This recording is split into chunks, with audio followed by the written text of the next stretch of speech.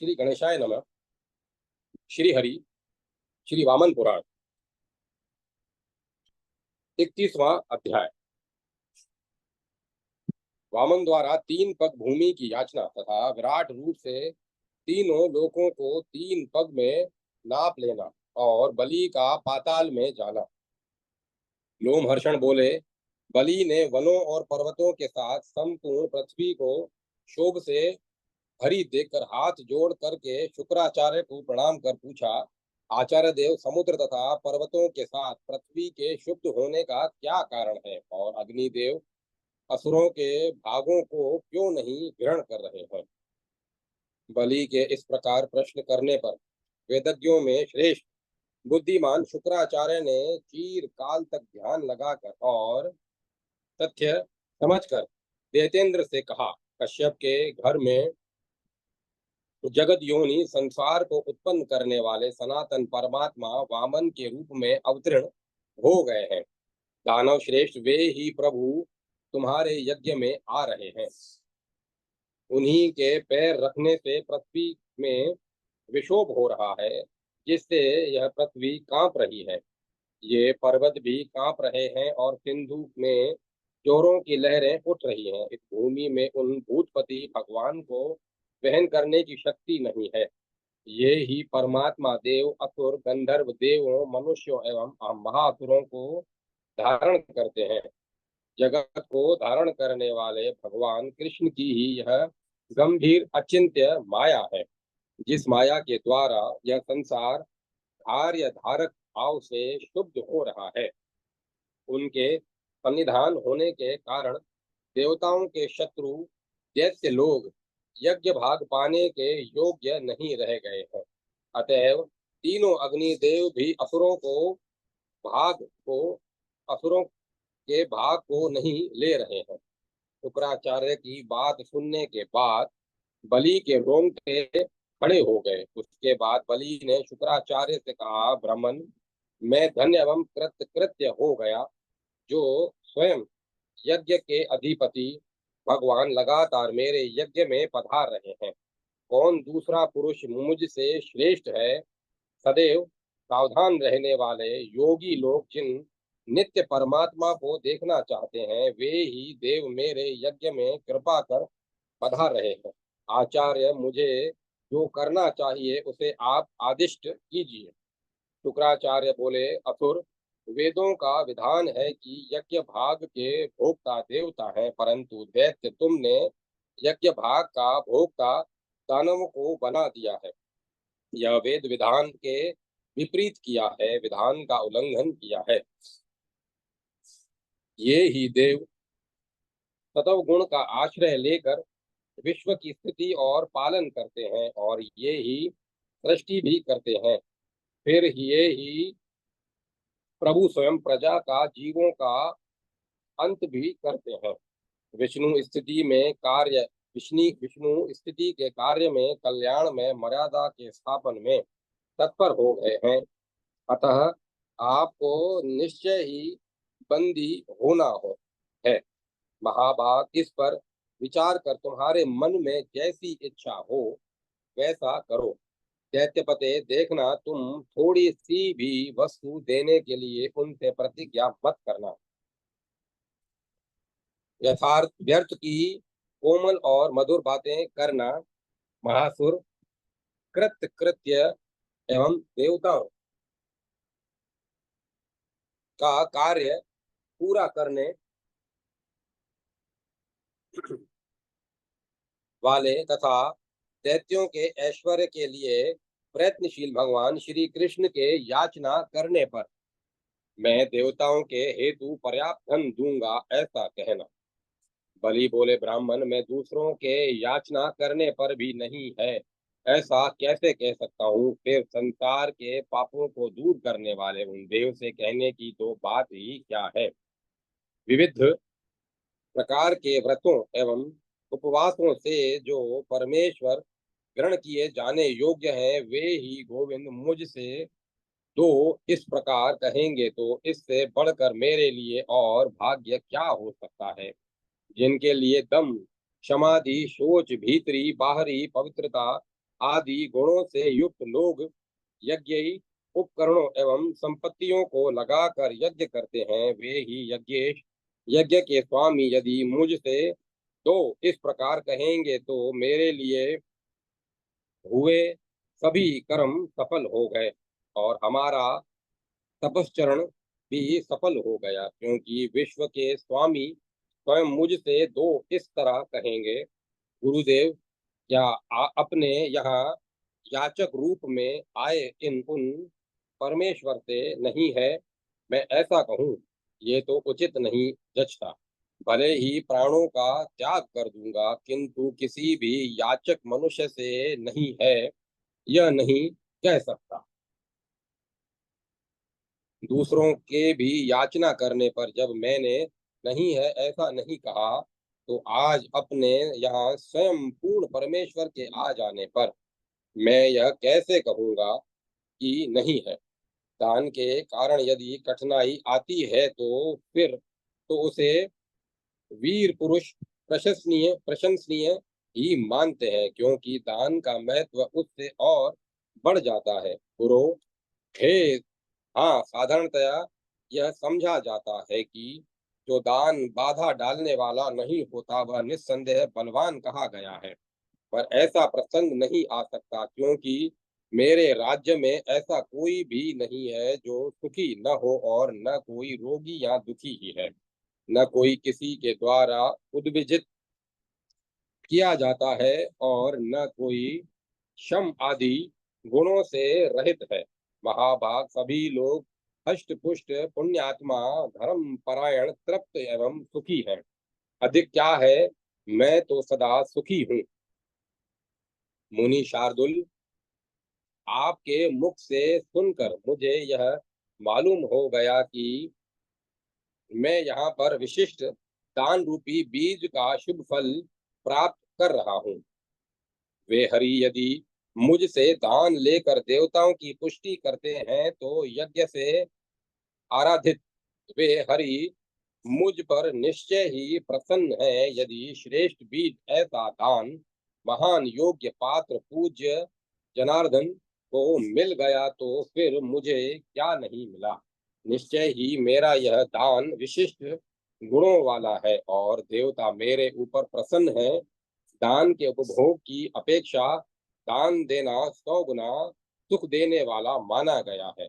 यज्ञ से पूजे गए श्री हरि निश्चय ही मेरे ऊपर प्रसन्न है, तभी तो निस्संदेह मुझे दर्शन देकर मेरा कल्याण करने वाले वे प्रभु आ रहे हैं। निश्चय ही यही बात है, देवताओं के देव भाग की प्राप्ति में रुकावट होने के कारण यदि वे क्रोधवश मेरा वध करने भी आ रहे हों तो भी उन अच्युत से होने वाला मेरा वध भी प्रशंसनीय ही होगा। मुनि श्रेष्ठ, यह समझकर जगन्नाथ गोविंद के यहाँ समुपस्थित होने पर आप मेरे दान में विघ्न न डालें।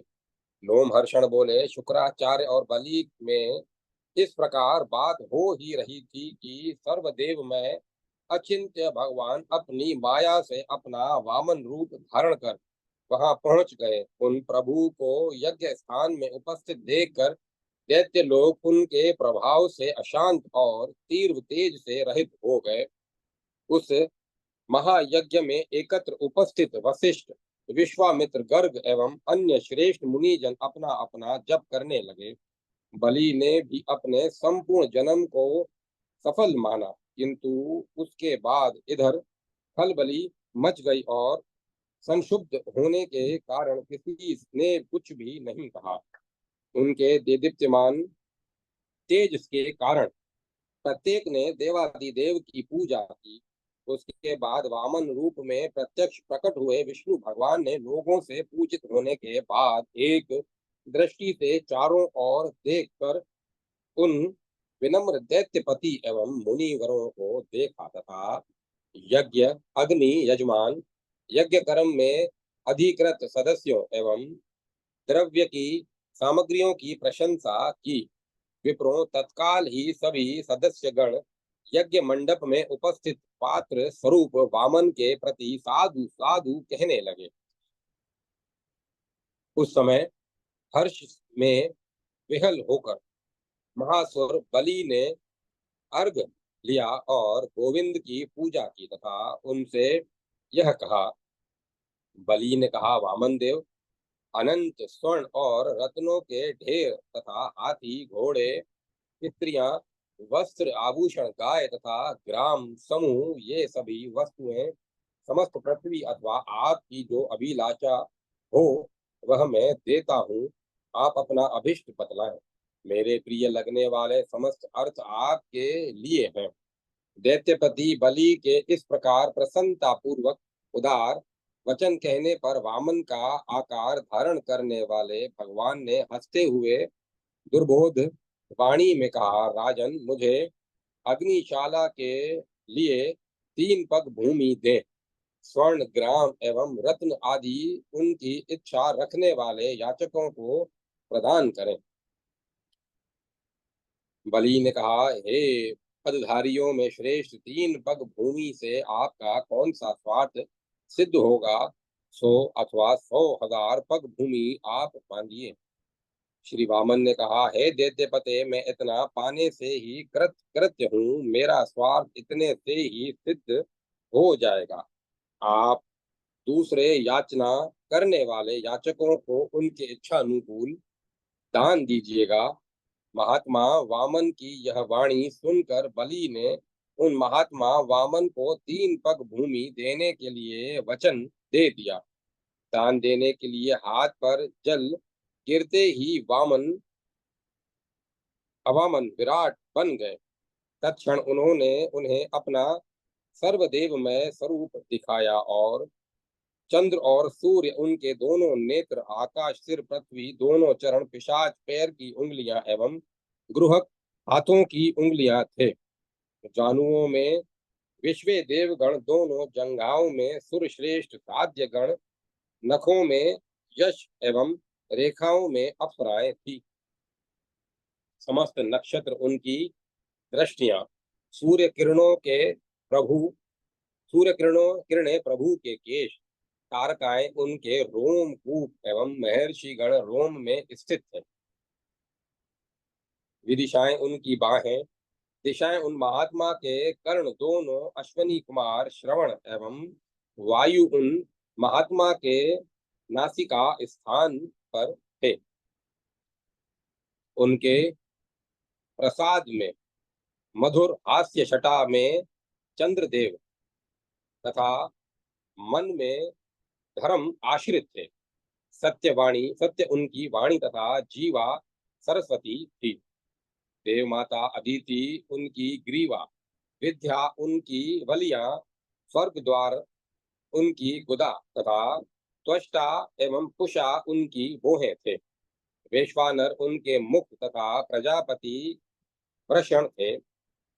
परम ब्रह्म उनके हृदय तथा कश्यप मुनि उनके पुंस्व थे। उनकी पीठ में वसु देवता, सभी संधियों में मरुदगण, वक्ष स्थल में रुद्र तथा उनके धैर्य में महार्णव आश्रित थे। उनके उदर में गंधर्व एवं महाबली मरुदगण स्थित थे। लक्ष्मी, मेधा, धृति, कांति और सभी विद्याएं उनकी कटी में स्थित थी। समस्त ज्योतियां एवं परम महत तप उन देवादिदेव के उत्तम तेज थे। उनके शरीर एवं कुक्षियों में वेद थे तथा बड़े बड़े यज्ञ इष्टियां थी। पशु एवं ब्राह्मणों की चेष्टाएं उनकी दोनों जानुएं थी। उन महात्मा विष्णु के सर्वदेवमय रूप को देखकर वे दैत्य उनके निकट उसी प्रकार जाते थे जिस प्रकार अग्नि के निकट पतंगे जाते हैं। महादैत्य चिशुर ने दांतों से उनके पैर के अंगूठे को दबोच लिया।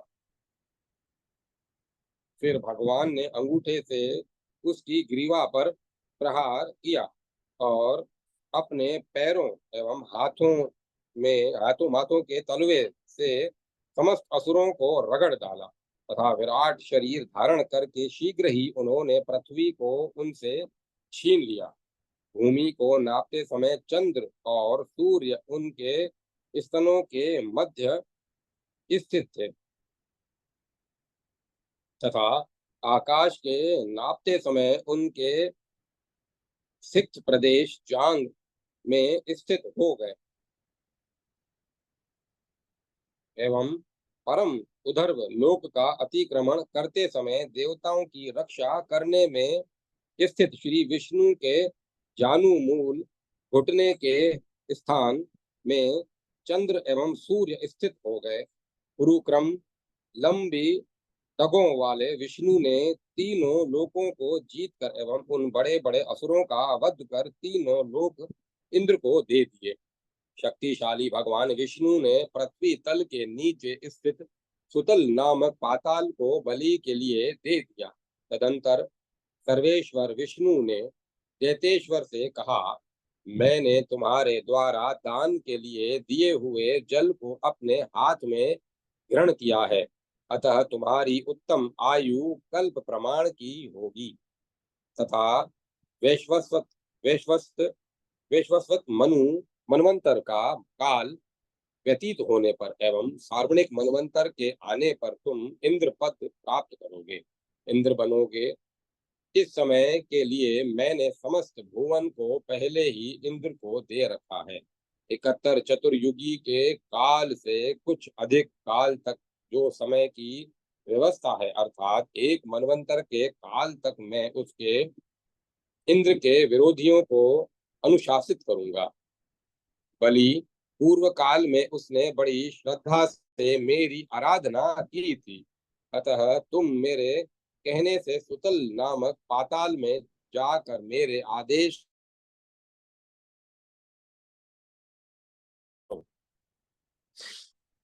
तथा देवताओं के मुख से भरे पूरे सैकड़ों प्रसादों से पूर्ण विकसित कमलों वाले सरोवरों हृदों एवं शुद्ध श्रेष्ठ सरिताओं वाले उस स्थान पर निवास करो। दानवेश्वर सुगंधित सुगंधि से अनुलिप्त हो तथा श्रेष्ठ आभरणों से भूषित एवं माला और चंदन आदि से अलंकृत सुंदर स्वरूप वाले तुम नृत्य एवं गीत से युक्त विविध भांति के महान भोगों का उपभोग करते हुए सैकड़ों स्त्रियों से आवृत होकर इतने काल तक मेरी आज्ञा से वहां निवास करो, जब तक तुम देवताओं एवं ब्राह्मणों से विरोध न करोगे, तब तक समस्त कामनाओं से युक्त भोगों को भोगोगे। किंतु जब तुम देवों एवं ब्राह्मणों के साथ विरोध करोगे तो देखने में भयंकर वरुण के पाश में बांध लेंगे। बलि ने पूछा, हे भगवान, हे देव, आपकी आज्ञा से वहां पाताल में निवास करने वाले मेरे भोगों का साधन क्या होगा, जिससे तृप्त होकर मैं सदा आपका स्मरण करूंगा। श्री भगवान ने कहा, अविधि पूर्वक दिए गए दान, श्रोत्रिय ब्राह्मण से रहित श्राद्ध तथा बिना श्रद्धा के किए गए जो हवन हैं, वे तुम्हारे भाग होंगे। दक्षिणा रहित यज्ञ, अविधि पूर्वक किए गए कर्म और व्रत से रहित अध्ययन तुम्हें फल प्रदान करेंगे। हे बलि, जल के बिना की गई पूजा, बिना कुश की गई क्रिया और बिना घी के किए गए हवन तुमको फल देंगे। इस स्थान का आश्रय कर जो मनुष्य किन्हीं किन्हीं भी क्रियाओं को करेगा, उसमें कि कभी भी असुरों का अधिकार न होगा। अत्यंत पवित्र ज्येष्ठाश्रम तथा विष्णु पद सरोवर में जो श्राद्ध, दान, व्रत एवं या नियम पालन करेगा तथा विधि या अविधि पूर्वक जो कोई क्रिया वहां की जाएगी, उसके लिए वे सभी निस्संदेह आश्रय अक्षय फलदायी होगा। जो मनुष्य ज्येष्ठ मास के शुक्ल पक्ष में एकादशी के दिन उपवास कर द्वादशी के दिन विष्णु पद नाम के सरोवर में स्नान कर वामन का दर्शन करने के बाद यज्ञाशक्ति यथाशक्ति दान देगा, वह परम पद को प्राप्त करेगा। लोमहर्षण बोले, भगवान उस सर्वव्यापी रूप से बलि को यह वरदान तथा इंद्र को स्वर्ग प्रदान कर अंतर्हित हो गए। तब से बलशाली इंद्र पहले की भांति तीनों लोकों का शासन करने लगे और बलि सर्वदा पाताल में निवास करने लगे। इस प्रकार उन भगवान वामन विष्णु का उत्तम महात्म्य कहा गया। जो इसे वामन महात्म्य को सुनता है वह सभी पापों से मुक्त हो जाता है। द्विज श्रेष्ठों, बलि एवं प्रहलाद के संवाद, बलि एवं शुक्र की मंत्रणा तथा बलि एवं विष्णु के चरित्र का जो मनुष्य स्मरण करेगा उन्हें कभी कोई आदि या व्याधि एवं व्याधि न होगी तथा उनका मन भी मोह से आकुल नहीं होगा। हे महाभागों, इस कथा को सुनकर राज्यच्युत व्यक्ति अपने राज्य को एवं वियोगी मनुष्य अपने प्रिय को प्राप्त करता है। इनको सुनने से ब्राह्मण को वेद की प्राप्ति होती है, क्षत्रिय पृथ्वी की जय प्राप्त करता है तथा वैश्य को धन समृद्धि एवं शूद्र को सुख की प्राप्ति होती है। वामन का महात्म्य सुनने से पापों से मुक्ति होती है। इस प्रकार श्री वामन पुराण में 31वां अध्याय समाप्त। जय माता सरस्वती। जय माता सरस्वती। 32वां अध्याय सरस्वती का वर्णन, उसका कुरुक्षेत्र में प्रवाहित होना। ऋषियों ने पूछा, लोमहर्षण जी, कुरुक्षेत्र में प्रवाहित होने वाली नदियों में श्रेष्ठ भाग्यशालिनी एवं यह सरस्वती नदी कैसे उत्पन्न हुई?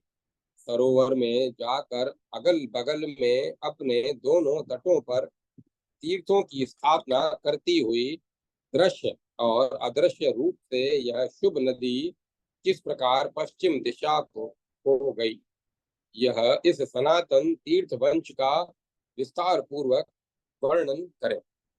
लोमहर्षण ने कहा, ऋषियों, स्मरण करने मात्र से ही नित्य सभी पापों को नष्ट करने वाली यह सनातनी श्रेष्ठ सरस्वती नदी पाकड़ वृक्ष से उत्पन्न हुई है।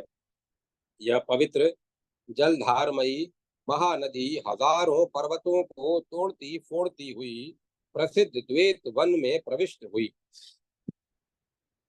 ऐसी प्रसिद्धि है। महामुनि मार्कंडे ने उस पलक्ष वृक्ष में स्थित सरस्वती नदी को देखकर सिर झुकाकर नम्रता पूर्वक प्रणाम करने के बाद उसकी स्तुति की। हे देवी, आप सभी लोकों की माता एवं देवों की शुभ हरणी है। देवी, समस्त सद असद मोक्ष देने वाले एवं अर्थवान पद योगिक क्रिया से युक्त पदार्थ की भांति आप में मिलकर स्थित है। देवी अक्षर पर ब्रह्म तथा यह विनाशशील समस्त संसार आप में प्रतिष्ठित है। जिस प्रकार काठ में आग एवं पृथ्वी में गंध की निश्चित स्थिति होती है, उसी प्रकार तुम्हारे भीतर ब्रह्म और यह संपूर्ण जगत नित्य सदा स्थित है। देवी, जो कुछ भी स्थिर अचर तथा अस्थिर चर है वह सब ओंकार ओंकार अक्षर में अवस्थित है। जो कुछ भी अस्तित्व युक्त है या अस्तित्व विहीन, उन सब में ओंकार की तीन मात्राएं अनुपयुक्त है। हे सरस्वती, भू भुवः स्वः ये तीनों लोक, ऋक् यजु साम ये तीनों वेद, आन्विशिकी त्रयी और वार्ता ये तीनों विद्याएं,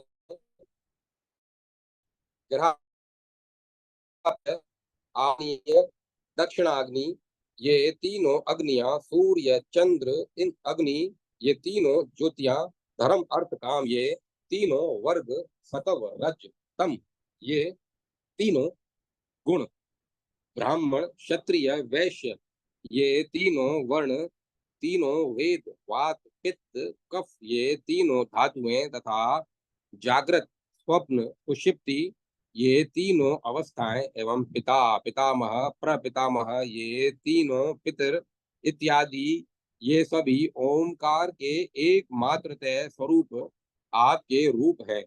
आपको ब्रह्मा की विभिन्न रूपों वाली आगा एवं सनातनी मूर्ति कहा जाता है। देवी, ब्रह्मवादी लोग आपकी शक्ति से ही उच्चारण करके सोम संस्था, हवि संस्था एवं सनातनी पाक संस्था को संपन्न करते हैं। अर्धमात्रा में आश्रित आपका यह अनिर्देश्य पद अभिकारी, अक्षय, दिव्य तथा अपरिमाणी है। यह आपका अनिर्देश्य पद परम रूप है, जिसका वर्णन मैं नहीं कर सकता। न तो मुख से ही इसका वर्णन हो सकता है और न जीवा, तालु, होंठ आदि से ही। तुम्हारा वह रूप ही विष्णु, वृक्ष, धर्म, ब्रह्मा, चंद्रमा, सूर्य एवं ज्योति है। उसी को विश्व, विश्वावास, विश्व रूप, विश्वात्मा एवं अनीश्वर स्वतंत्र कहते हैं। आपका यह रूप सांख्य सिद्धांत तथा वेद द्वारा वर्णित वेदों की बहुत सी शाखाओं द्वारा स्थित किया हुआ आदि मध्य अंत से रहित सत्य असत अथवा एकमात्र सत्य ही है। यह एक तथा अनेक प्रकार का वेदों द्वारा एकाग्र भक्ति से अवलंबित आख्या, नाम विहीन, ऐश्वर्य आदि षड गुणों से युक्त बहुत नामों वाला तथा त्रिगुणाश्रय है। आपका यह तत्व गुणात्मक रूप सुख से भी परम सुख, महान सुख रूप, नाना शक्तियों के विभाव को जानने वाला है। हे देवी, वह अद्वैत तथा द्वैत में आश्रित निष्कल तथा सकल ब्रह्म आपके द्वारा व्याप्त है। सरस्वती देवी, जो पदार्थ नित्य है तथा जो विनिष्ट हो जाने वाले हैं, जो पदार्थ स्थूल हैं तथा जो सूक्ष्म हैं, जो भूमि पर हैं तथा जो अंतरिक्ष में हैं, या जो इनसे भिन्न स्थानों में हैं, उन समस्त पदार्थों की प्राप्ति आपसे ही होती है। जो मूर्त या अमूर्त है वह सब कुछ और जो सब भूतों में एक रूप में स्थित है एवं केवल एकमात्र है और जो द्वैत में अलग अलग रूप से दिखलाई पड़ता है, वह सब कुछ आपके स्वर व्यंजनों से संबद्ध है। इस प्रकार स्तुति किए जाने पर विष्णु की जीव रूपणी सरस्वती ने महामुनि महात्मा मार्कंडे से कहा, हे विप्र, तुम मुझे जहां ले जाओगे मैं वहीं आलस्य छोड़कर चली जाऊंगी। मार्कंडेय ने कहा, आरंभ में इसका पवित्र नाम ब्रह्मसर था, फिर रामहृद प्रसिद्ध हुआ और उसके बाद कुरु ऋषि द्वारा कृष्ट होने से कुरुक्षेत्र कहा जाने लगा। अब उसके मध्य में अत्यंत पवित्र जल वाली गहरी सरस्वती प्रवाहित हो। इस प्रकार श्री वामन पुराण में 32वां अध्याय समाप्त हुआ। जय माता सरस्वती, जय मां सरस्वती। 33वां अध्याय, सरस्वती नदी का कुरुक्षेत्र में प्रवाहित होना और कुरुक्षेत्र में निवास करने तथा तीर्थ में स्नान करने का महत्व। लोमहर्षण ने कहा, बुद्धिमान मार्कंडे, ऋषि के इस उपयुक्त वचन को सुनकर प्रवाह से भरी हुई सरस्वती नदी कुरुक्षेत्र में प्रविष्ट हुई। वह पवित्र सलीला सरस्वती नदी वहां रंतुक में जाकर कुरुक्षेत्र को जल से प्लावित करती हुई जो पश्चिम दिशा की ओर चली गई। वहां कुरुक्षेत्र में हजारों तीर्थ ऋषियों से सेवित है। परमेष्टि ब्रह्मा के प्रसाद से मैं उनका वर्णन करूंगा। पापियों के लिए भी तीर्थों का स्मरण पुण्यदायक उनका दर्शन पाप नाशक और स्नान मुक्तिदायक कहा गया है। पुण्यशालियों के लिए तो कहना ही क्या है। जो श्रद्धा पूर्वक तीर्थों का स्मरण करते हैं, उनमें स्नान करते हैं तथा देवताओं को प्रसन्न करते हैं, वे परम गति मोक्ष को प्राप्त करते हैं। मनुष्य अपवित्र हो या पवित्र अथवा किसी भी अवस्था में पड़ा हुआ हो, यदि कुरुक्षेत्र का स्मरण करे तो वह बाहर बाहर तथा भीतर से हर प्रकार से पवित्र हो जाता है। मैं कुरुक्षेत्र में जाऊंगा और मैं कुरुक्षेत्र में निवास करूंगा, इस प्रकार का वचन कहने से भी मनुष्य सभी पापों से मुक्त हो जाता है। मानवों के लिए ब्रह्म ज्ञान, गया में श्राद्ध, गौओं की रक्षा में मृत्यु तथा कुरुक्षेत्र में निवास, यह चार प्रकार की मुक्ति कही गई है। सरस्वती और दुष्यवती, इन दो देव नदियों के बीच देव निर्मित देश को ब्रह्मव्रत कहते हैं। दूर देश में स्थित रहकर भी जो मनुष्य मैं कुरुक्षेत्र जाऊंगा, वहां निवास करूंगा, इस प्रकार निरंतर मन में संकल्प करता या कहता है, वह भी सभी पापों से छूट जाता है। वहां सरस्वती के तट पर रहते हुए सरोवर में स्नान करने वाले मनुष्य को निश्चित ब्रह्म ज्ञान उत्पन्न हो जाता है। देवता, ऋषि और सिद्ध लोग सदा गुरु जांगल तीर्थ का सेवन करते हैं। उस तीर्थ का नित्य सेवन करने से, वहां नित्य निवास करने से मनुष्य अपने भीतर ब्रह्म का दर्शन करता है। जो भी पापी चंचल मानव जीवन पाकर जितेंद्रिय होकर मोक्ष प्राप्त करने की कामना से वहां निवास करते हैं, वे अनेक जन्मों के पापों से छूट जाते हैं तथा अपने हृदय में रहने वाले निर्मल देव सनातन ब्रह्म का दर्शन करते हैं। जो मनुष्य ब्रह्मवेदी कुरुक्षेत्र एवं पवित्र सन्निहित सरोवर का सदा सेवन करते हैं, वे परम पद को प्राप्त करते हैं। समय पर ग्रह, नक्षत्र एवं ताराओं में के भी पतन का भय होता है, किंतु कुरुक्षेत्र में मरने वाले का कभी पतन नहीं होता। ब्रह्मा आदि देवता, ऋषि, सिद्ध, चारण, गंधर्व, अप्सराएं और यक्ष उत्तम स्थान की प्राप्ति के लिए जहाँ कुरुक्षेत्र में निवास करते हैं, वहां जाकर स्थाणु नामक महासरोवर में श्रद्धा पूर्वक स्नान करने से मनुष्य निस्संदेह मनोवांछित फल प्राप्त करता है। नियम परायण होने के पश्चात सरोवर की प्रदक्षिणा करके रंतुक में जाकर बार बार क्षमा प्रार्थना करने के बाद सरस्वती नदी में स्नान का स्नान कर यक्ष का दर्शन करे और उन्हें प्रणाम करे तथा पुष्प, धूप एवं नैवेद्य देकर इस प्रकार वचन कहे, हे यक्षेंद्र, आपकी कृपा से मैं वनों, नदियों और तीर्थों में भ्रमण करूंगा। उसे आप सदा विघ्न रहित करें। मेरी यात्रा में किसी प्रकार का विघ्न न हो। इस प्रकार श्री वामन पुराण में 33वां अध्याय समाप्त हुआ। जय माता सरस्वती। जय मां सरस्वती। 34वां अध्याय। कुरुक्षेत्र में 7 प्रसिद्ध वनों, 9 नदियों और संपूर्ण तीर्थों का महात्म्य। ऋषियों ने लोमहर्षण जी से कहा,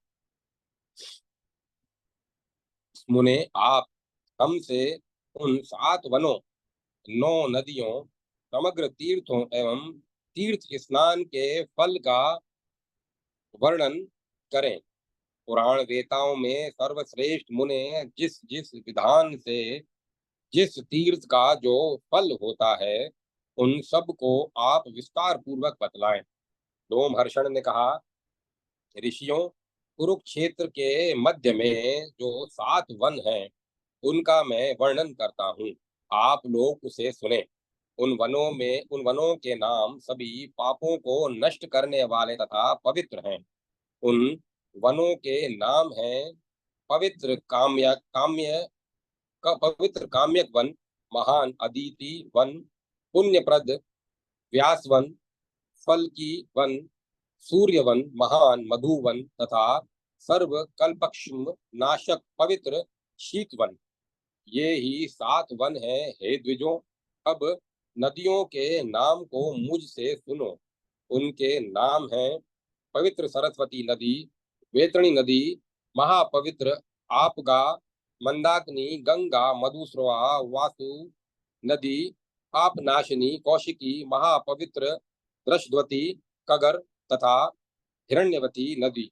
इनमें सरस्वती के अतिरिक्त सभी नदियां वर्षा काल में ही बहने वाली हैं। वर्षा काल में इनका जल पवित्र माना जाता है। इनमें कभी भी रजस्वला दोष नहीं होता।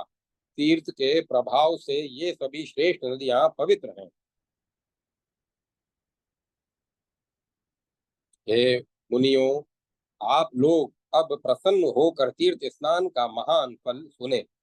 वहां जाना या उनका स्मरण करना समस्त पापों का नाश करने वाला होता है। महाबलवान रंतुक नामक द्वारपाल का दर्शन करने के बाद यक्ष को प्रणाम कर तीर्थ यात्रा प्रारंभ करनी चाहिए। विप्रेंद्रों, उसके बाद महान अदिति वन में जाना चाहिए, जहाँ अदिति ने पुत्र के लिए अत्यंत कठोर तप किया था। जहाँ स्नान कर तथा देव माता अदिति का दर्शन कर मनुष्य समस्त दोषों से रहित निर्मल वीर पुत्र उत्पन्न करता है और सैकड़ों सूर्यों के समान प्रकाशमान विमान पर आरूढ़ होता है। विप्रेंद्र, इसके बाद सवन नाम से विख्यात सर्वोदय विष्णु स्थान को जाना चाहिए, जहाँ भगवान हरि सदा सन्निहित रहते हैं। विमल तीर्थ में स्नान कर विमलेश्वर का दर्शन करने से मनुष्य निर्मल हो जाता है तथा रुद्र लोक में जाता है। एक आसन पर स्थित कृष्ण और बलदेव का दर्शन करने से मनुष्य कल्कि के दुष्कर्मों से उत्पन्न पापों से मुक्त हो जाता है।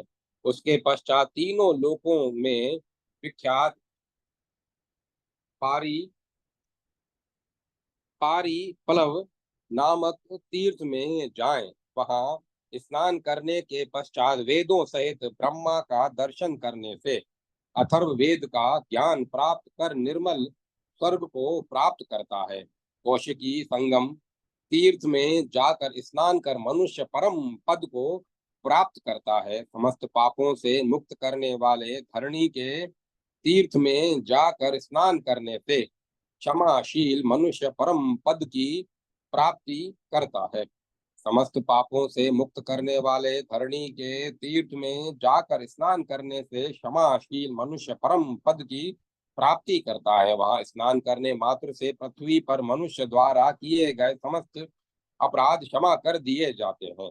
उसके बाद दक्ष आश्रम में जाकर दक्षेश्वर शिव का दर्शन करने से मनुष्य अश्वमेध यज्ञ का फल प्राप्त करता है। द्विजोतमो, तदंतर शालुकिनी तीर्थ में जाकर स्नान करने के उपरांत भक्ति पूर्वक हर से संयुक्त हरि का पूजन कर मनुष्य समस्त पापों से रहित इच्छा के अनुकूल लोकों को प्राप्त करता है। सपर्दिति नाम वाले नागों के उत्तम तीर्थ में जाकर स्नान करने से मनुष्य नाग भय से मुक्त हो जाता है। विप्रश्रेष्ठों, तदंतर रंतुक नामक द्वारपाल के पास जाएं। वहां एक रात्रि निवास करें तथा कल्याणकारी उस श्रेष्ठ तीर्थ में स्नान करने के बाद दूसरे दिन प्रयत्न पूर्वक निष्ठा के साथ मन लगाकर द्वारपाल का पूजन करें एवं ब्राह्मणों को भोजन कराएं। फिर उन्हें प्रणाम कर इस प्रकार क्षमा प्रार्थना करें, हे यक्षेंद्र, तुम्हारी कृपा से मनुष्य पापों से मुक्त हो जाता है। मैं अपनी अभिष्ट सिद्धि को प्राप्त करूं, मेरी मन कामना पूर्ण हो। इस प्रकार यक्षेंद्र को प्रसन्न करने के पश्चात पंचनद तीर्थ में जाना चाहिए, जहाँ भगवान रुद्र के ने दानवों के लिए भयंकर 5 नदों का निर्माण किया है। उस स्थान पर समस्त संसार में प्रसिद्ध पंचनद तीर्थ है, क्योंकि करोड़ों तीर्थों को एकत्र स्थापित कर भगवान वहां स्थित हैं। अतः उसे त्रिलोक्य प्रसिद्ध कोटि तीर्थ कहा जाता है। मनुष्य श्रद्धा पूर्वक उस तीर्थ में स्नान कर तथा कोटीश्वर हर का दर्शन कर 5 प्रकार के महायज्ञों के अनुष्ठान का फल प्राप्त करता है। उसी स्थान पर सब देवताओं ने भगवान वामन देव की स्थापना की है। यहाँ भी स्नान करने से मनुष्य को अग्निहोष्टम यज्ञ का फल प्राप्त होता है। श्रद्धावान जितेंद्रिय मनुष्य अश्वनी कुमारों के तीर्थ में जाकर रूपवान और यशस्वी होता है। विष्णु द्वारा वर्णित वराह नामक विख्यात तीर्थ है। श्रद्धालु पुरुष उसमें स्नान कर परम पद को प्राप्त करता है। विप्रेंद्रों, उसके बाद श्रेष्ठ सोम तीर्थ में जाना चाहिए, जहाँ चंद्रमा पूर्व काल में तपस्या कर व्याधि से मुक्त हुए थे। उस शुभ तीर्थ में स्नान कर सोमेश्वर भगवान का दर्शन करने से मनुष्य राजस्यु यज्ञ का फल प्राप्त करता है तथा व्याधियों और सभी दोषों से मुक्त होकर सोमलोक में जाता एवं चीर काल तक वहां सानंद विहार करता है। वहीं पर भूतेश्वर एवं ज्वालामलेश्वर नामक लिंग है। उन दोनों लिंगों की पूजा करने से मनुष्य पुनर्जन्म नहीं पाता। एक हंस सरोवर में स्नान कर मनुष्य हजारों गौओं के दान का फल प्राप्त करता है। कृतशोच नामक तीर्थ में जाकर मनोयोग पूर्वक तीर्थ की सेवा करने वाला द्विजोतम पुंडरिक यज्ञ विशेष के फल को प्राप्त करता है तथा उसकी शुद्धि हो जाती है, वह पवित्र हो जाता है। उसके बाद बुद्धिमान महादेव के मुंजवट मुंजवट नामक तीर्थ में एक रात्रि निवास करके मनुष्य गाणपत्य गणनायक के पद को प्राप्त करता है। वहीं विश्व प्रसिद्ध महाग्राही व यक्षिणी है। वहां जाकर स्नान करने के बाद यक्षिणी को प्रसन्न कर उपवास करने से महान पातकों का नाश होता है। पुण्य की वृद्धि करने वाले कुरुक्षेत्र में उस विख्यात द्वार की प्रदक्षिणा कर ब्राह्मणों को भोजन कराएं। फिर पुष्कर में जाकर पितृ देवों की अर्चना करें। उस तीर्थ का महात्मा जमदग्नि नंदन परशुराम जी ने निर्माण किया था। वहां जाकर मनुष्य सफल मनोरथ हो जाता है और राजा को अश्वमेध यज्ञ के फल की प्राप्ति होती है। कार्तिकी पूर्णिमा को जो मनुष्य वहां कन्यादान करेगा, उसके ऊपर देवता प्रसन्न होकर उसे मनोवांछित फल देंगे। वहां कपिल नामक महायक्ष स्वयं द्वारपाल के रूप में स्थित है, जो पापियों के मार्ग में विघ्न उपस्थित कर उनकी दुर्गति करते हैं, जिससे वे पापाचरण न करें तथा धर्म की मर्यादा स्थित रहे। युद्धखल मेखला नामक उनकी महायक्षी पत्नी दुंदुभी बजाकर वहां नित्य भ्रमण करती रहती है। उस यक्षी ने पाप वाले देश में उत्पन्न पुत्र के साथ एक रात्रि में स्त्री को देखने के बाद दुंदुभी बजाकर उससे कहा, युगंधर में दही खाकर तथा अच्युत स्थल में निवास करने के बाद भूतलय में स्नान कर तुम पुत्र के साथ निवास करना चाहती हो। मैंने दिन में यह बात तुमसे कही है, रात्रि में मैं अवश्य तुमको खा जाऊंगा। उसकी यह बात सुनने के बाद यक्षिणी को प्रणाम कर उसने दीन वाणी में उससे कहा, हे भामिनी, मेरे ऊपर दया करो। फिर उस यक्षिणी ने उससे कृपा पूर्वक कहा, जब किसी समय सूर्य ग्रहण होगा, उस समय सन्निहित्य सरोवर में स्नान करके पवित्र होकर तुम स्वर्ग चली जाओगी। इस प्रकार श्री वामन पुराण में 34वां अध्याय समाप्त। जय माता सरस्वती। जय मां सरस्वती। 35वां अध्याय। कुरुक्षेत्र के तीर्थों के महात्म्य एवं क्रम का वर्णन।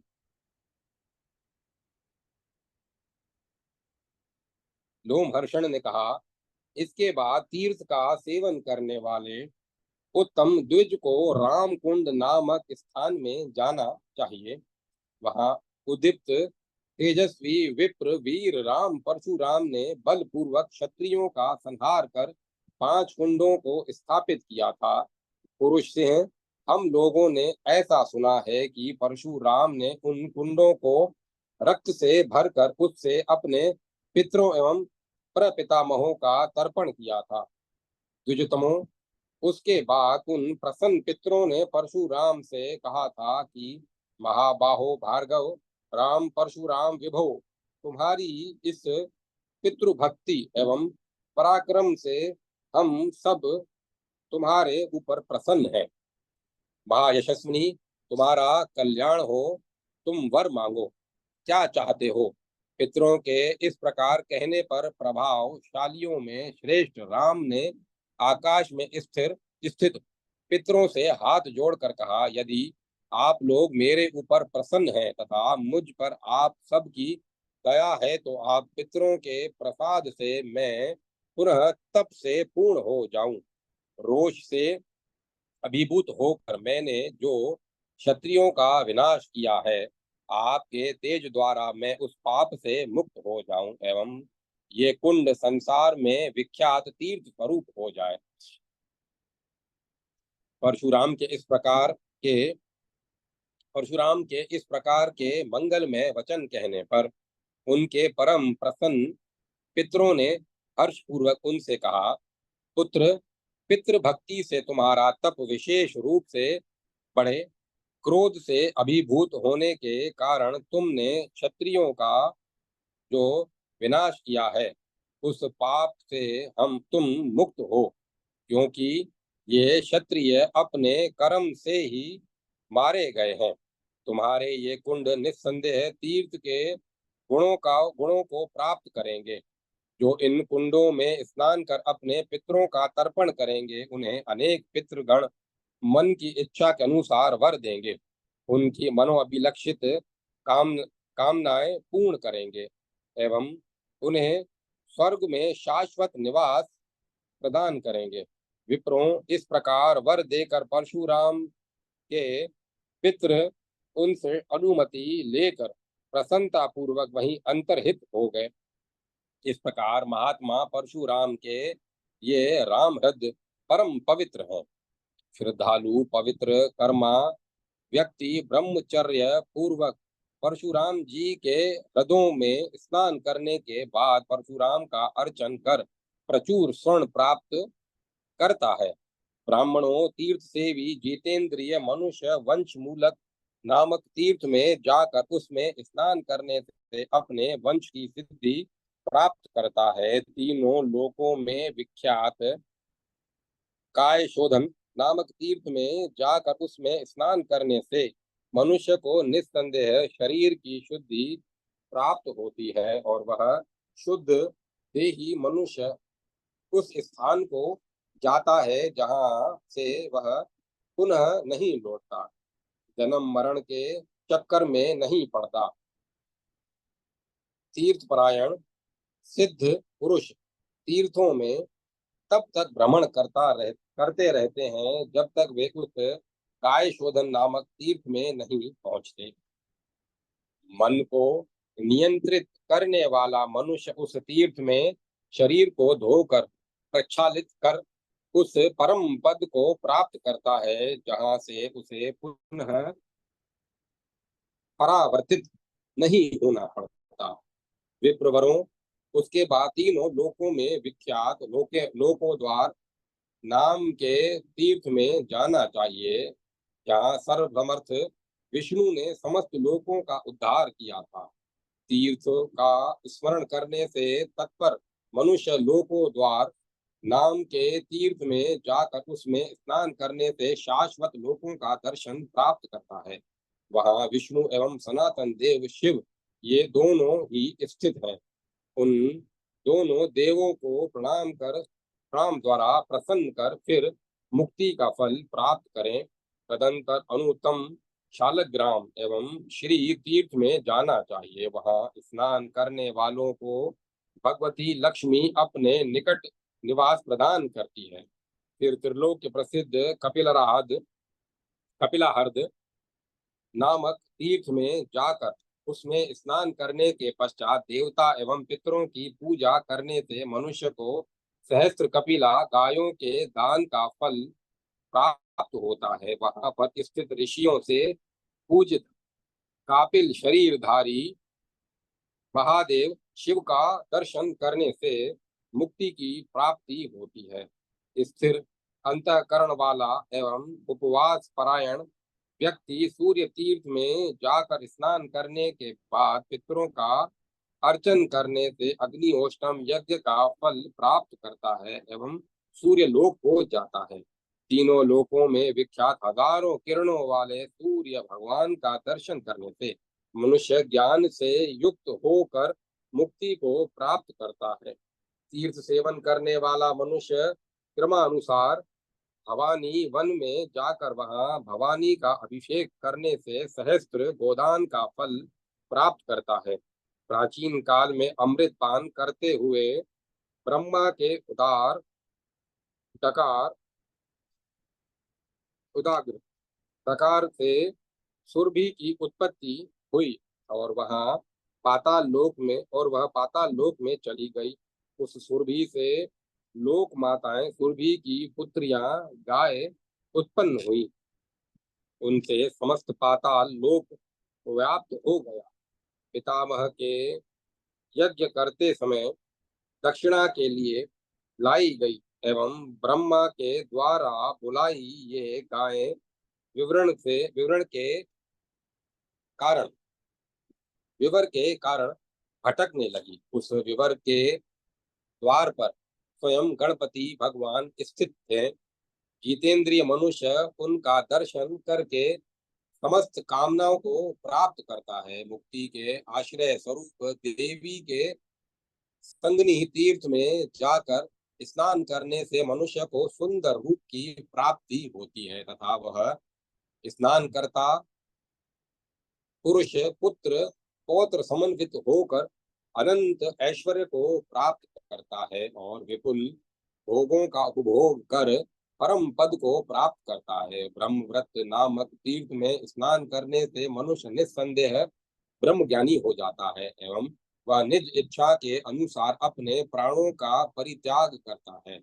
हे विप्र श्रेष्ठों, संगनी तीर्थ के बाद द्वारपाल रंतुक के तीर्थ में जाएं। उन महात्मा यक्षेंद्र का तीर्थ सरस्वती नदी में है।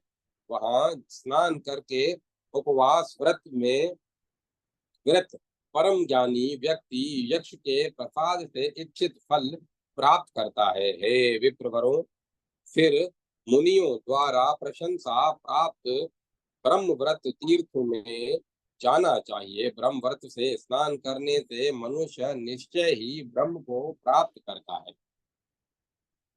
हे विप्र श्रेष्ठों, इसके बाद श्रेष्ठ सुतीर्थक नाम के स्थान पर जाना चाहिए। उस स्थान में देवताओं के साथ पितृगण नित्य स्थित रहते हैं। पितरों एवं देवों की अर्चना में लगा रहने वाला व्यक्ति वहां स्नान कर अश्वमेध यज्ञ का फल प्राप्त करता है तथा शाश्वत पितरों को प्रसन्न करता है। धर्मज्ञ उसके बाद क्रमानुसार कामेश्वर तीर्थ में अम्बुवन में जाकर श्रद्धा पूर्वक स्नान करने से मनुष्य सभी व्याधियों से छूटकर निश्चय ही ब्रह्म की प्राप्ति करता है। उसी स्थान में स्थित मातृ तीर्थ में भक्ति पूर्वक स्नान करने से मनुष्य की प्रजा संतति की नित्य वृद्धि होती है तथा उसे अनंत लक्ष्मी की प्राप्ति होती है। उसके बाद नियत आहार करने वाला एवं जितेंद्रिय व्यक्ति शीतवन नामक तीर्थ में जाए। हे महाविप्रों, वहाँ दंडक नामक एक महान तीर्थ है, वह अत्यंत दुर्लभ है। द्विजतमो, वह दंडक नाम का महान तीर्थ दर्शन मात्र से मनुष्य को पवित्र कर देता है। उस तीर्थ में केशों का मुंडन कराने से मनुष्य अपने पापों से मुक्त हो जाता है। वहाँ स्वानुलोमायन नाम का एक दूसरा महान तीर्थ है।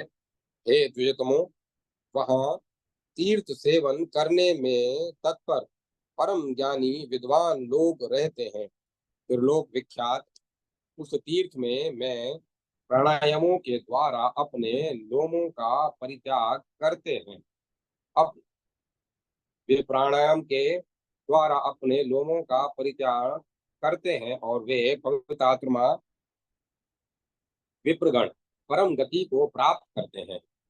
वहीं पर परम प्रसिद्ध दक्षाश्वमेधिक तीर्थ है। भक्ति पूर्वक उसमें स्नान करने से पूर्वोक्त फल की भी प्राप्ति होती है। फिर श्रद्धालु मनुष्य को लोक प्रसिद्ध मानुष तीर्थ में जाना चाहिए। उस तीर्थ का दर्शन करने से ही पापों से मुक्ति हो जाती है। पूर्व काल में व्याध द्वारा बाण से विद्ध कृष्ण मृग काला हिरण उस सरोवर में स्नान कर मनुष्यत्व को प्राप्त हुए थे। उसके बाद उन सभी व्याधों में उन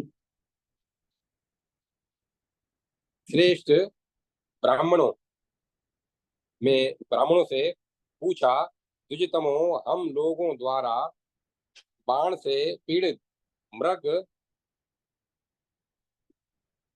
मृग और इस मार्ग से जाते हुए सरोवर में निमग्न होकर कहाँ चले गए। उसके पूछने पर उन्होंने उत्तर दिया, हम द्विजोतम, वे कृष्ण मृग ही थे। इस तीर्थ के महात्म्य से हम सब मनुष्य बन गए। अतएव मत्सर से रहित होकर श्रद्धा पूर्वक इस तीर्थ में स्नान करने से तुम लोग निस्संदेह समस्त पापों से विनिर्मुक्त हो जाओगे। फिर स्नान करने से शुद्ध देह होकर वे सभी व्याध स्वर्ग चले गए। द्विजोतमो, जो श्रद्धा पूर्वक मनुष्य तीर्थ के इस महात्म्य को सुनते हैं वे भी परम गति को प्राप्त करते हैं। इस प्रकार श्री वामन पुराण में 35वां अध्याय समाप्त हुआ। जय माता सरस्वती। जय मां सरस्वती।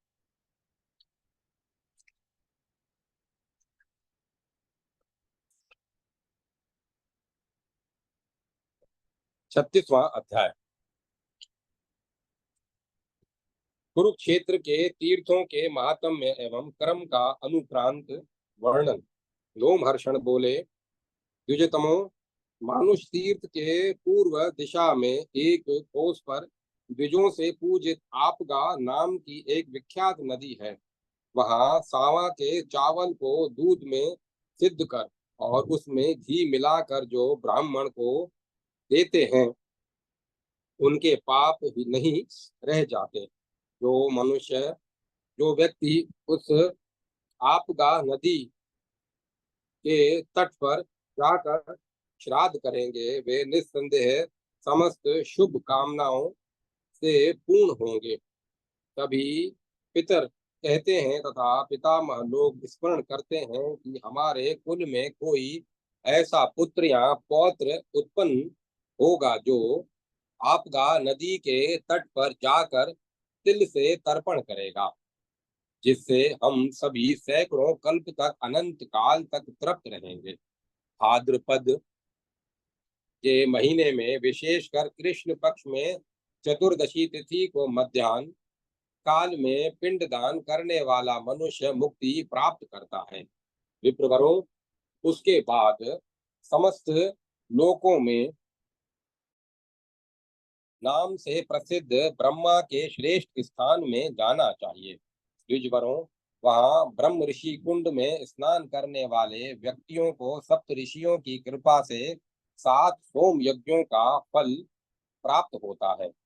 भरद्वाज, गौतम, जमदग्नि, कश्यप, विश्वामित्र, वशिष्ठ एवं भगवान अत्रि, इन 7 ऋषियों ने मिलकर पृथ्वी में दुर्लभ इस कुंड को बनाया था।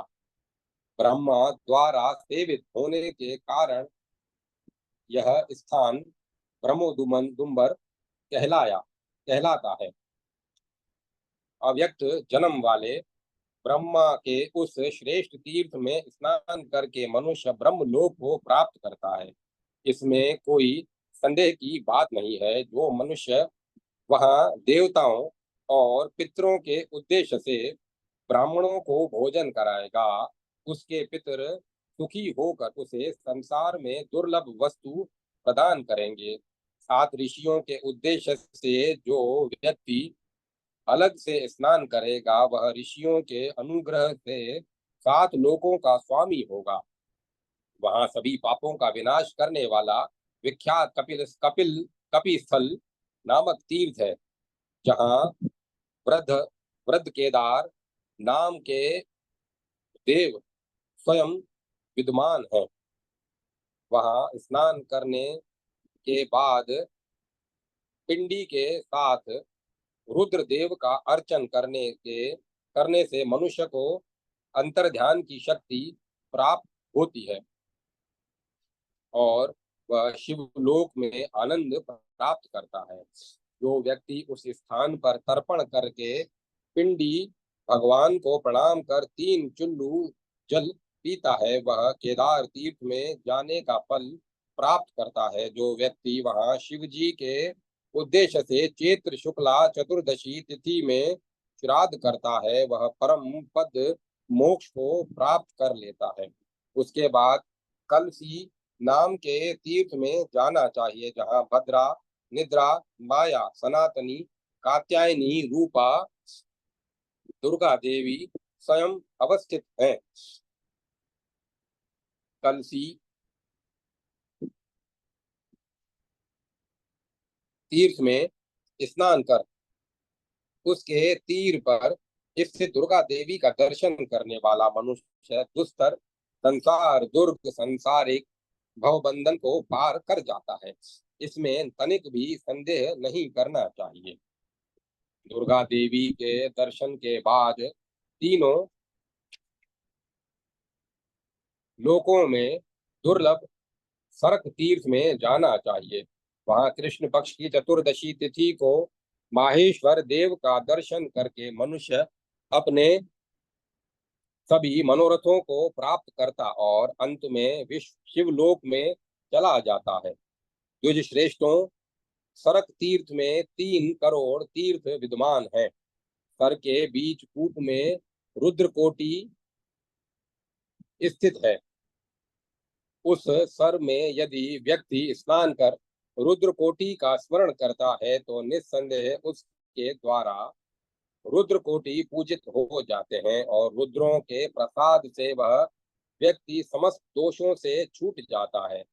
वह इंद्र संबंधी ज्ञान से पूरित होकर परम पद को प्राप्त कर लेता है। वहीं पापों और भयों का दूर करने वाला इड़ास्पद नाम का तीर्थ वर्तमान है।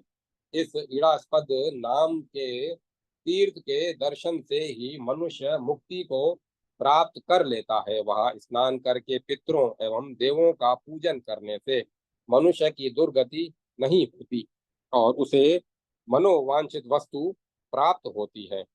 सभी पापों का विनाश करने वाला केदार नामक महातीर्थ है। वहां जाकर स्नान करने से मनुष्य को सभी प्रकार के दानों का फल प्राप्त होता है। वहीं पर पृथ्वी में दुर्लभ किम रूप नाम का भी तीर्थ है। उसमें स्नान करने वाले मनुष्य को सभी प्रकार के यज्ञों का फल प्राप्त होता है। सरक के रूप में तीनों लोकों में सुप्रसिद्ध संपूर्ण पापों का विनाश करने वाला अय अन्य जन्म नाम का तीर्थ है।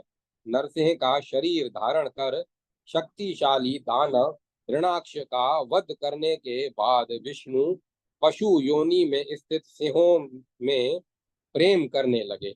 उसके बाद गंधर्वों के साथ सभी देवताओं ने वरदाता शिव की आराधना कर साष्टांग प्रणाम करते हुए विष्णु से पुनः स्वधेय स्वरूप धारण करने की प्रार्थना की। उसके बाद फिर महादेव ने शरभ सिंहों से भी बलवान पशु विशेष का रूप धारण करके नरसिंह से हजारों दिव्य वर्षों तक युद्ध किया कराया। दोनों देवता आपस में युद्ध करते हुए सरोवर में गिर पड़े। उस सरोवर के तीर पर स्थित अश्वत्थ पीपल वृक्ष के नीचे देव ऋषि नारद ध्यान लगाए बैठे थे। उन्होंने उन दोनों को देखा। फिर तो विष्णु चतुर्भुज रूप से और शिव लिंग रूप में परिवर्तित हो गए। उन दोनों पुरुषों देवों को देखकर उन्होंने भक्ति भाव से उनकी स्तुति की। नारद जी ने स्तुति की, देवादि देव शिव को नमस्कार है, प्रभावशाली विष्णु को नमस्कार है, स्थिति प्रजा पालन करने वाले श्री हरि को नमस्कार है, संहार के आधारभूत उमापति भगवान शिव को नमस्कार है, बहु रूपधारी शंकर जी एवं विश्व रूपधारी विश्वात्मा विष्णु को नमस्कार है, परम सिद्ध योगीश्वर शंकर एवं ज्ञान के मूल कारण भगवान कृष्ण को नमस्कार है। मैं धन्य तथा सदा पुण्यवान हूँ, क्योंकि मुझे आज आप दोनों श्रेष्ठ पुरुषों देवों के दर्शन प्राप्त हुए। आप दोनों पुरुषों द्वारा पवित्र किया गया मेरा यह आश्रम पुण्यमय हो गया। आज से तीनों लोकों में यह अन्य जन्म नाम से प्रसिद्ध हो जाएगा। जो व्यक्ति वहां आकर उस इस तीर्थ में स्नान कर अपने पितरों का तर्पण करेगा, श्रद्धा से संपन्न उस पुरुष को यहाँ इंद्र संबंधी ज्ञान प्राप्त हो जाएगा। मैं पीपल वृक्ष के मूल में सदा निवास करूंगा। उस अश्वत्थ पीपल वृक्ष को प्रणाम करने वाला व्यक्ति भयंकर यमराज को नहीं देखेगा। श्रेष्ठ ब्राह्मणों, उसके बाद उस तीर्थ सेवी को उत्तम नागरद में जाना चाहिए। पुंडरीक पुंडरीक में स्नान करके मनुष्य पुंडरीक एक प्रकार के यज्ञ का फल प्राप्त करता है। शुक्ल पक्ष की दशमी, विशेषकर चैत्र मास की शुक्ला दशमी तिथि में वहां किया गया स्नान जप और श्राद्ध मोक्ष पथ की प्राप्ति कराने वाला होता है। पुंडरीक में स्नान करने के बाद देवताओं द्वारा पूजित श्री विष्णु नामक तीर्थ में जाना चाहिए। वहां पापों से विमुक्त करने वाली पवित्र वेतरणी नदी है। वहां स्नान कर शूलपाणी वृषभध्वज शिव की पूजा कर मनुष्य समस्त पापों से मुक्त हो जाता है तथा विशुद्ध होकर निश्चय ही परम गति को प्राप्त कर लेता है। विप्र श्रेष्ठों, तत्पश्चात सर्वश्रेष्ठ रसाव्रत तीर्थ में जाना चाहिए। वहां भक्ति सहित मन स्नान करने वाला सर्वश्रेष्ठ सिद्धि मुक्ति प्राप्त करता है। चैत्र मास के शुक्ल पक्ष की चतुर्दशी 14 तिथि को अलेपक नामक तीर्थ में स्नान कर वहां शिव की पूजा करने से पाप से लिप्त नहीं होता, पाप दूर भाग जाता है। विप्रवरों, वहां से उत्तम फल की वन में जाना चाहिए। वहां देवता गंधर्व साध्य और ऋषि लोग रहते हैं एवं दिव्य सहस्त्र वर्षों तक बहुत तप करते हैं। दृष्टवती कगर नदी में स्नान कर देवताओं का तर्पण करने से मनुष्य अग्निहोष्टम और अति रात्र नामक यज्ञों से मिलने वाले फल को प्राप्त करता है। सोमवार के दिन चंद्रमा के क्षीण हो जाने पर अर्थात सोमवती अमावस्या को जो मनुष्य श्राद्ध करता है उसके पुण्य फल उसका पुण्य फल जैसे जैसे गया क्षेत्र में किया गया श्राद्ध पितरों को नित्य तृप्त करता है, वैसे ही फल की वन में रहने वालों को श्राद्ध करने से पितरों को तृप्ति होती है। जो मनुष्य मन से फल की वन का स्मरण करता है उसके भी पितर निस्संदेह तृप्ति प्राप्त करते हैं। वहीं सभी देवों से सुशोभित एक सुमहत तीर्थ है, उसमें स्नान करने वाला पुरुष हजारों गौओं के दान का फल प्राप्त करता है। मानव पानी खात तीर्थ में स्नान करके एवं पितरों का तर्पण कर राजस्यु यज्ञ तथा सांख्य ज्ञान और योग कर्म के अनुष्ठान करने से होने वाले फल को प्राप्त करता है। पानी खात के बाद मिश्रक नामक महान एवं श्रेष्ठ तीर्थ में जाना चाहिए। मुनि श्रेष्ठों, वहां महात्मा व्यास देव ने दधीचि ऋषि के हेतु तीर्थों को एक में मिश्रित किया था। इस मिश्रक तीर्थ में स्नान कर लेने वाला मनुष्य मानो सभी तीर्थों में स्नान कर लेता है। फिर संयमशील तथा नियमित आहार करने वाला होकर व्यास वन में जाना चाहिए। मनोजव तीर्थ में स्नान कर देवमणि शंकर का दर्शन करने से मनुष्य को अभिष्ट सिद्धि की प्राप्ति होती है, इसमें संदेह नहीं। मनुष्य को देवी के मधुवटी नामक तीर्थ में जाकर स्नान करके संयत होकर देवों एवं पितरों की पूजा करनी चाहिए। ऐसा करने वाला व्यक्ति देवी की आज्ञा से जैसी चाहता है वैसी सिद्धि प्राप्त कर लेता है। जो मनुष्य कौशिकी और दृष्टवती कगर नदियों के संगम में स्नान करता और नियत भोजन करता है वह श्रेष्ठ पुरुष सभी पापों से मुक्त हो जाता है। श्रेष्ठ ब्राह्मणों, व्यास स्थली नाम का एक स्थान है जहाँ पुत्र शोक से दुखी होकर वेद व्यास ने अपने शरीर त्याग का निश्चय कर लिया था, पर देवों ने उन्हें पुनः संभाल लिया। इसके उसके बाद उस भूमि में जाने वाले पुत्र शोक मनुष्यों को पुत्र शोक नहीं होता। किंदित कूप में जाकर एक पसर तोल का एक परिमाण तिल का दान करने से मनुष्य परम सिद्धि और ऋण से मुक्ति प्राप्त करता है। एवं सुदिन नामक ये दो तीर्थ पृथ्वी में दुर्लभ हैं। इन दोनों में स्नान करने से मनुष्य विशुद्धात्मा होकर सूर्य लोक को प्राप्त करता है। उसके बाद तीनों लोकों में प्रसिद्ध कृत जप्य नाम के तीर्थ में जाना चाहिए। वहां नियम पूर्वक संयत रहते हुए गंगा में स्नान करना चाहिए। वहां पर महादेव का पूजन करने से अश्वमेध वहां महादेव का पूजन करने से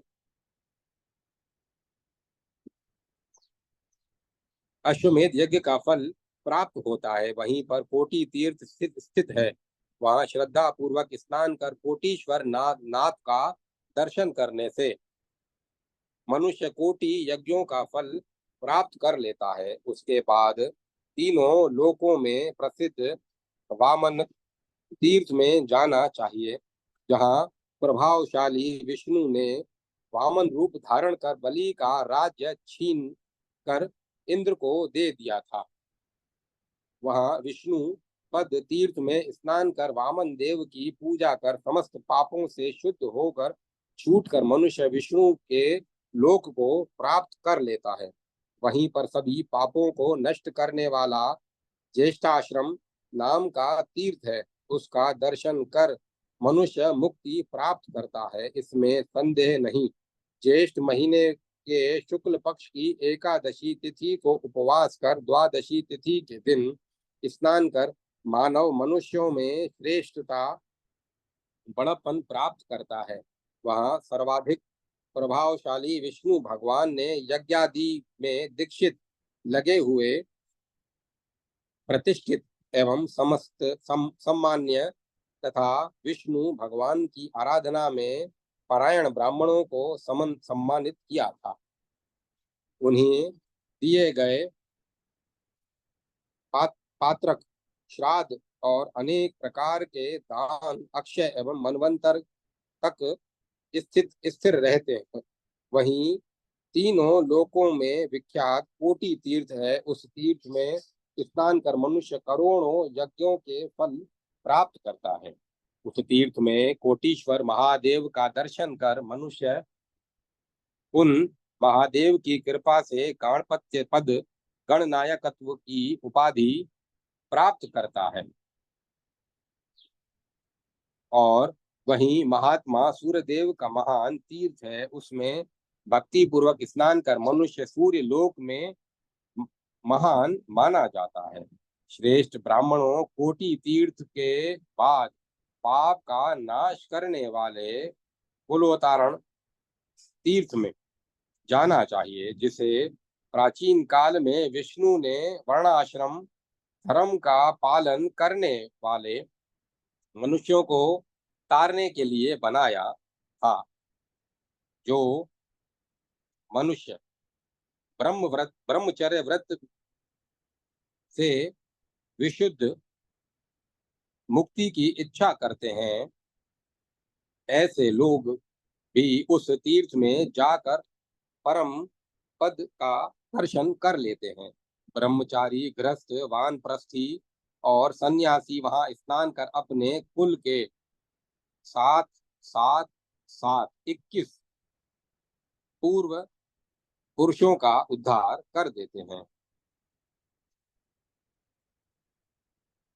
जो ब्राह्मण, क्षत्रिय, वैश्य अथवा शूद्र उस तीर्थ में तीर्थ परायण होकर एवं भक्ति से स्नान करते हैं, वे सभी परम पद का दर्शन करते हैं।